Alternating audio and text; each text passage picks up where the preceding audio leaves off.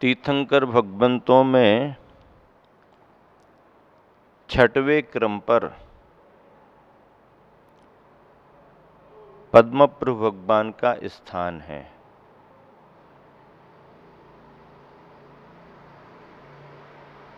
पद्मप्रभु भगवान जैन परंपरा के छठवें क्रम पर होने वाले तीर्थंकर हैं। गुरुवर आचार्य श्री ने उन तीर्थंकर भगवंत की स्तुति भी बहुत अच्छे तरीके से दार्शनिक लहजे में की है। शुभ्र सरल तुम बाल तो कुटिल कृष्णतम नाग, तो चिति चित्रित गेय से किंतु न उसमें दाग। एक दोहा है ये। भगवान के शरीर का ध्यान रख करके यहाँ पर स्तुति प्रारंभ की गई है और शरीर में भी केश विन्यास को लेकर के स्तुति का विषय बनाया जा रहा है।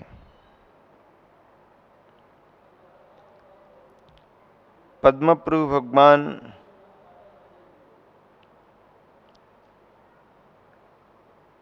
कमल के वर्ण वाले थे। उनके शरीर का रंग लाल कमल के समान था, लेकिन बालों की चर्चा करें तो सिर पर जो केश थे उनके बारे में भी गुरुवर ने यहाँ पर स्तुति में उल्लेख किया है। भगवान का जीवन तो शुभ्र था और सरल था। भगवान का जीवन कैसा था? शुभ्र था और सरल था। शुभ्र सरल तुम, हे भगवान आप कैसे थे?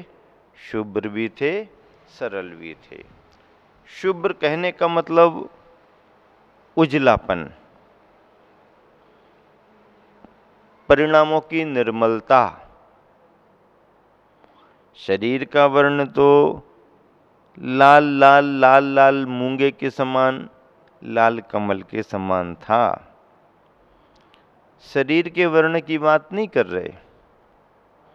शरीर का वर्ण तो लाल लाल कमल के समान था, लेकिन उनका जीवन शुभ्र था, उज्ज्वल था। शुक्ल लेस्या की परिणति थी। शुभ्र सरल तुम, हे भगवान आप शुभ्र भी थे और सरल भी थे। बाल तो आपके केस कैसे थे? आपके बाल कैसे थे सिर के? कुटिल कृष्णतम नाग। ओहो, कुटिल कुटिल, टेढ़े मेढ़े, काले काले नाग के समान थे। काले काले बाल थे। तीर्थंकरों के केशों की चर्चा आती है तो ये कहा जाता है कि बचपन से ही तीर्थंकरों को बाल आदि की कटिंग कराने के रूप में क्षौर कर्म नहीं कराना पड़ता। क्षौर कर्म नहीं। बाल बढ़ रहे हैं तो कटिंग कराओ, ऐसा तीर्थंकरों के साथ, सलाका पुरुषों के साथ नहीं होता। तो क्या उनके जन्म से बाल नहीं बढ़ते हैं? बाल तो बढ़ते हैं, पर उतने ही बढ़ते हैं जिनमें कटिंग कराने की जरूरत ना पड़े। उतने ही बढ़ते हैं जिनमें कटिंग कराने की जरूरत ना पड़े। हालांकि केवल ज्ञान का अतिशय भी है कि नख और केश नहीं, फिर बाद में नख नहीं बढ़ेंगे। लेकिन एक बात है कि यदि केसलुंच करके कोई तीर्थंकर भगवान या मुनिराज ध्यान में बैठे हैं और उसी बेला तेला के नियम में केवल ज्ञान हो जाए तो सिर पर बाल नहीं है तो क्या बाल ही नहीं रहेंगे? नहीं, ऐसा नहीं। केवल ज्ञान होने पर शरीर सर्वांग सुंदर होता है, तो शरीर की सुंदरता में केस भी अनिवार्य होते हैं। तो इसका मतलब यह है कि केवल ज्ञान होते ही केसलुंच के बाद की अवस्था में भी सिर पर बाल आ जाएंगे, शरीर सर्वांग सुंदर हो जाएगा, किंतु न उसमें दाग। हे भगवान, तो चिति, आपकी चिति, चिति का अर्थ क्या? चिति का अर्थ क्या? आपकी बुद्धि, आपका ज्ञान, चेतना की परिणति चिति कहलाएगी। चेतना की परिणति चिति कहलाएगी। तो चिति चित्रित गे से, आपकी चिति यानी आपकी चेतना में ज्ञान की परिणति, चेतना में ज्ञान की परिणति चित्रित गेय से, प्रभावित गेय से। कैसे प्रभावित?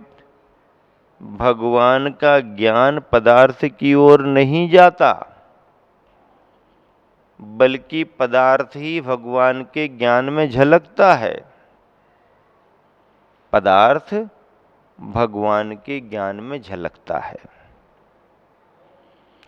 छद्मस्तों का ज्ञान पदार्थ की ओर जाता है। हमारी बुद्धि वस्तु की ओर जाती है।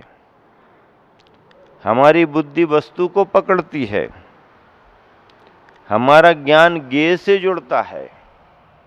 हमारा ज्ञान ज्ञेय से क्यों जुड़ता? क्योंकि हम छद्मस्त हैं, सर्वज्ञ नहीं हैं। छद्मस्तों का ज्ञान ज्ञेय से जुड़ता है, ज्ञेय से प्रभावित होता है, भावित होता है, मोहित होता है। क्योंकि छद्मस्त का ज्ञान है, राग द्वेष का संस्कार है। लेकिन भगवान, आप बीतरागी हो, सर्वज्ञ हो, इसलिए कह रहा हूं कि तो चिति चित्रित गेय से आपकी चिति ज्ञान की परिणति चित्रित है गेय से, किंतु न उसमें दाग, किंतु उसमें एक भी दाग नहीं है, बंध का कारण नहीं है, बंध ही नहीं है। क्योंकि पदार्थ आकर के ज्ञान में झलक रहे हैं, पदार्थ आ नहीं रहे हैं, पदार्थ अपनी जगह हैं, पर भगवान का ज्ञान, दिव्य ज्ञान केवल ज्ञान हो गया है, लोकालोक को जानने वाला हो गया है। तो लोकालोक में जहाँ जहाँ जो भी जिस प्रकार के गेय हैं, वह सारे गेय भगवान के ज्ञान में झलक रहे हैं, भगवान के ज्ञान में झलक रहे हैं। लेकिन खासियत ये है भगवान के ज्ञान की कि उसमें राग द्वेष का संस्कार न होने से कोई बंध नहीं हो रहा। इसलिए गुरुवन ने लिखा कि तो चिति चित्रित गेय से, किंतु न उसमें दाग, किंतु उस चिति में गेय चित्रित होते हुए भी कोई दाग नहीं है, बेदाग आपका ज्ञान बना हुआ है। विराग पद्म प्रभु आपके, हे पद्म प्रभु भगवान, आपके दोनों पाद सराग, दोनों पैर सराग हैं। सराग का मतलब क्या? असंयम संबंधी राग नहीं, असंयम संबंधी बात नहीं है। तो सराग का मतलब क्या? लुभाने वाले, आकर्षित करने वाले, मोहित करने वाले आपके पैर हैं। कैसे हैं? दोनों पाद सराग, लाल लाल लाल लाल लाल कमल जैसे, लाल कमल जैसे आपके चरण कमल हैं। देखने की इच्छा होती है। ऐसे दोनों चरण आपके शराग हैं। बीतराग होते हुए भी सराग इसलिए कहा कि वह आभा फूट रही है, अंदर से रंग का प्रभाव बाहर आ रहा है। इसी अवस्था को सराग की अवस्था कही। सराग का अर्थ कोई असंयम जन्य सराग नहीं, लेकिन आकर्षण संबंधी सराग। पर प्रभु तो विरागी हैं, वीतरागी हैं। विराग पद्म प्रभु, पद्म प्रभु भगवान आप तो विरागी हो, वीतरागी हो, लेकिन आप भले ही वीतरागी हो, पर आपके दोनों पाद मोहित कर रहे हैं, आकर्षक लग रहे हैं, इसलिए उन्हें सराग कहा। रागी मम मन जा वहीं, पीता तभी पराग। इसलिए भगवान मेरा ये रागी मन, कैसा है मेरा मन? रागी है। भक्त का मन रागी होता है। रागी का मतलब असंयम संबंधी राग नहीं, विषयों संबंधी राग नहीं, संसार संबंधी राग नहीं। तो फिर किसका राग? भगवान के प्रति हमारा मन अनुरागी है, भगवान के गुणों के प्रति अनुरागी है, भगवान के पद के प्रति अनुरागी है, भगवान के पथ के प्रति अनुरागी है। इसलिए कहा कि रागी मम मन जा वहीं, मेरा मन आपके गुणों के प्रति जो रागी हुआ है, अनुरागी हुआ है, यह विषयानुराग नहीं, धर्मानुराग है, शुभ भावना का अनुराग है, सम्यक दर्शन की भावना का अनुराग है।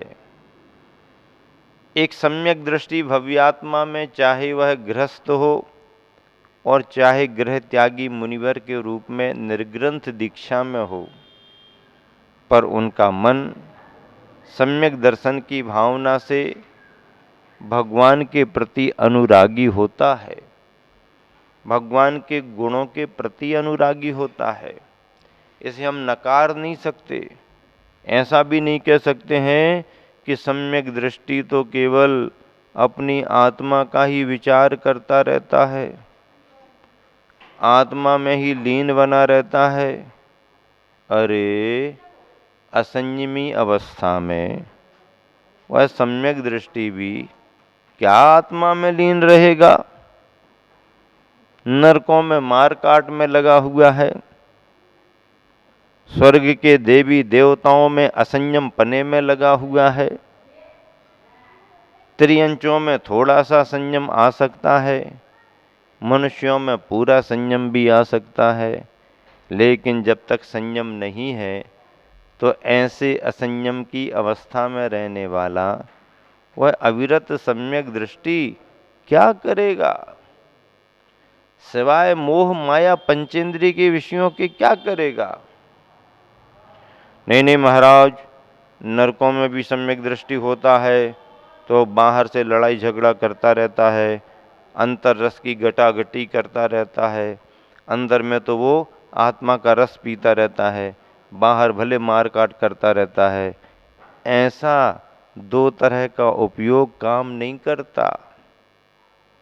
बाहर लड़ाई झगड़ा करता रहे और ध्यान में लीन होकर अंतर रस की गटागटी करता रहे, नहीं। असंयम अवस्था में है तो असंयम अवस्था का अनुभव करता है। रागी मम मन जा वहीं, पीता तभी पराग। इसलिए हे भगवान, मेरा ये धर्म के प्रति अनुरागी मन वहीं जाकर के बार बार प्रभु के चरणों में जाकर के, आपके चरणों में जाकर के पीता तभी पराग, पराग का पान करता है, आपकी बीतरागता का पान करता है, बीतरागता को आदर से मान करके चलता है और उसी बीतरागता के अनुकरण करने की भावना भाता है। ऐसे पद्मप्रभु भगवान का जन्म कहाँ हुआ? कौशाम्बी नगरी में हुआ। कहाँ हुआ? कौशाम्बी नगरी में हुआ। कौशाम्बी नगरी वह जहाँ पर आगे चल कर के महावीर भगवान के शासन काल में महाराजा सतानीक की उस नगरी में कुमारी चंदनवाला ने जो तहखाने में बंदी बनी हुई थी, निर्ग्रंथ मुनिराज महावीर का पड़गाहन करके आहार दान दिया था। ऐसी कौशाम्बी नगरी में पद्मप्रभु भगवान का जन्म हुआ। पद्मप्रभु भगवान 6वें क्रम पर, महावीर भगवान 24वें क्रम पर, और पद्मप्रभु भगवान का सम्मेद शिखर से निर्वाण पद प्राप्त हुआ। पद्मप्रभु भगवान के लिए वैराग्य भी उनके द्वारा, उनका जो हाथी था उसकी अस्वस्थता को देख करके और अचानक उसके मरण को देख करके निमित्त बना, वैराग्य का परिणाम आया और 12 भावना भाग करके वैराग्य धारण किया, सम्मेद शिखर से निर्माण पद पाया। इसी शुभ भावना से विराम देता हूँ। पद्मप्रभु भगवान की जय।